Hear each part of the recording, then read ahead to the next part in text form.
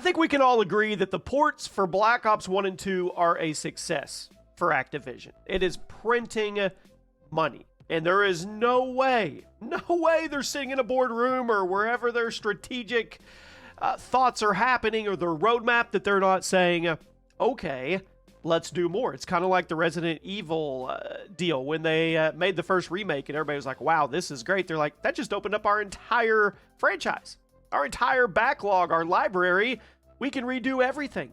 And that's exactly what's going to happen here. But the difference is Activision figured out we don't have to do a lot. We can just port these over to the current consoles and call it a day. Not necessarily call it a day. They have done some stuff. What I'm saying is they're not creating ground-up remasters or even remakes. They are just ports. But these ports, these 12 and 14-year-old games are dominating current games at a fraction of the price, right? So that begs the question. Welcome to the channel, everybody. Jimmy or Chaos. That begs the question, what's next? We've talked about this. I have a really, really strong feeling that we're going to get Modern Warfare 3. I put a video up about that and all the reasonings. And I also think we are going to get a World at War port. I think we could actually get World at War before Modern Warfare 3. But today I'm going to explain to you guys why this could actually be a problem. And you say, Jimmy, there's no way. World at War, come on. One of the grittiest, darkest, visceral Call of Duties. Take me back, please. You're right. But there's some issues. But there are some major glaring issues that could create problems here, especially with the strategy that Activision's using to roll out these ports. We're going to talk about all of it today. Welcome to the channel. If you don't know who I am, which I think all of you do, I don't think we really get new subscribers here. We just have the OG community. Jimmy or Chaos, I read every single comment on every single video. Today, I'm going to shed some light on World at War and why this could actually end up being really bad. And I'm not trying to spin it in some terrible way, but there's a problem here. So, Black Ops 1 and 2 on the PS5, I hate to say it, but it's getting infested with hackers. And not the... So, I think there's two types of hackers. You can hate me for this. There's the fun kind, which it's crazy modded lobbies. Things are wild, right? Pretty wild. I mean, you got the killing lobbies, getting max rank, all that stuff. We go back to Modern Warfare 2, 10th Prestige, all that good stuff, right? Kind of fun, still annoying, not the end of the world. But this isn't the goofy stuff like in the old games, like mod menus, super jumps, stuff that I guess it killed the integrity of the games, but they were creative about it. The hacking that's going on right now, it's people hacking accounts. Like, they're actually hacking the accounts. And while Activision is, I see them, they're trying to keep security tight in the new ports for Black Ops 1 and 2. I mean, it seems like there were security issues that were left over from the original game. And once again, I go back to when you're just shooting this stuff over and you're printing money, but you're not really doing a lot of, like, buttoning up or redoing it, remastering it, remaking it, whatever. Things like this happen. So, although Black Ops 1 and 2 are super, super successful, financial successful, a lot of people, the memories, everything, people are loving these things. I have a feeling, unless there's really hardcore support over the next year or two, they're going to end up like their predecessors. They're going to be hacked to oblivion to the point where it just kind of fades away. So let's look at World at War. Notoriously hacked back in the day. I would say this was the most hacked Call of Duty of all time. Today's video is sponsored by Eneba. If you've been watching the channel for a while, you've probably heard me mention them before. Eneba is an online marketplace where you can save money on digital game keys, gift cards, software, subscriptions, and a ton of other digital products. I was browsing the site the other day, and some of the deals, they're honestly wild. For example, you can get 11% cash back on Assassin's Creed Shadows, or if you've never played Resident Evil Village, one of my favorite horror games of all time, you can grab it starting at just $4.73. There's huge discounts on all kinds of games, often well below their regular Steam prices, which makes it a great way to build your library without spending a fortune. And it isn't just games. You can also find Windows licenses, antivirus software, gift cards, streaming subscriptions, and pretty much any digital project you can think of. Eneba also has a rewards app called Snakzy.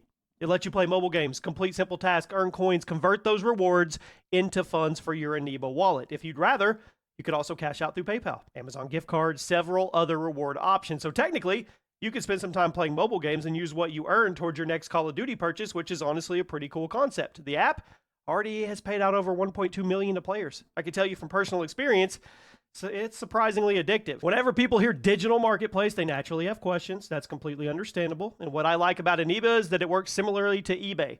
Multiple sellers compete with each other, which helps keep prices low, and you can check seller ratings and reviews before you make a purchase. Many sellers have thousands of positive reviews, and Eneba also offers buyer protection if something goes wrong with your order. It gives you that extra peace of mind. So if you're looking for a new game to play, you want to save some money on gift cards, or you just need any kind of digital product, click the link at the top of the description or scan the QR code on your screen to check out Eneba. And if you decide to try Snakzy, use my promo code Chaos Gaming or scan the Snakzy QR code on the screen to claim a $10 welcome bonus. Now let's get back into the video. Now, COD 4 was pretty wild too, but World at War, I don't know if you've ever tried to go back or you tried to go back years back. It was impossible. It was. The game was widely seen as genuinely unplayable on the 360 because the hacking got so bad. So if the new ports of Black Ops 1 and 2 can't get the security right on current day hackers, what in the world is World at War going to do? How's it going to be any better?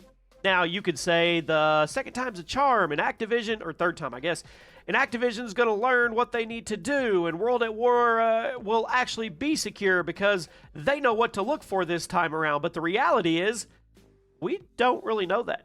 And with how much money the Black Ops ports made and are currently making, I hate to say this, the kind of cynical part of me doesn't have a lot of faith in them to be more careful with the next port because they are going to bank regardless. And we've seen them do things in the past based on they're a business. They have shareholders. They're a company. They answer to their shareholders. We know this, right?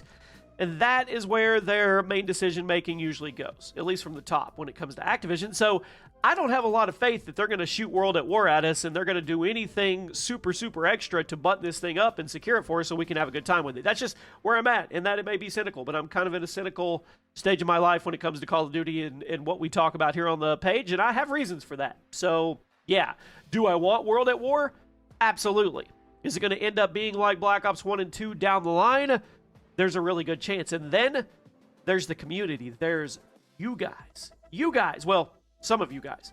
The modern Call of Duty community may not want this game. Now, I'm talking Modern Warfare 2019 and newer. I'm talking players. I don't know if any of you are here on the channel, like new players, new to the franchise within the last, let's say, 6 or 7 years, that have never experienced any Golden Age Call of Duty, World at War, Modern Warfare 2, Modern Warfare 3, heck, Call of Duty Ghosts, any of those, none of those, not even Advanced Warfare, none of those. I mean, World at War is a very stripped down game compared to literally every other COD game. Now, old heads that are nodding their head with me right now in unison are saying, that's why we loved it. And you're absolutely right. That's why I loved it. I mean, the streaks were simple. The movement was super basic. The map design, it was much more about positioning and strategy as opposed to constant engagement. COD champ, sweat. And all the weapons, they kind of handled like crap, which was a deliberate choice from Treyarch to make the game more immersive. That's what made it special and unique. The point is, this is a very, very slow-paced game compared to not only modern COD, but even compared to Black Ops 1 and 2. I love World at War. Everything about it, the good, the bad, everything. But there's a pretty clear issue when it comes to this game and what the modern new community probably wants. Now, they like Black Ops 1 and 2. It's a little faster, and they're like, oh yeah, these are the main ones from the Golden Age. Now I can say I'm part of the Golden Age. World at War is a little different. I mean, they may, I don't know. Some people may love having the game back. I know I would, and I know a lot of you on this channel are going to be excited about it. But I have this sneaking suspicion and worry that a majority of the current players are probably just going to stick to Black Ops 2. They may go buy World at War and play it for a couple minutes and be like, this is way too slow. I cannot focus on this. Now, that's probably not going to be a reason to not port the game. But it is something that's going to come up in those development meetings if they haven't had them yet, when they are having them. And that pushes me a little more toward Modern Warfare 3, but we'll talk about that in another video. So, oh yeah, also, people who unironically play Black Ops 7 and Modern Warfare 4, I don't think they can connect to this game. I don't think they can figure out how to mesh with World at War. I'm not hating.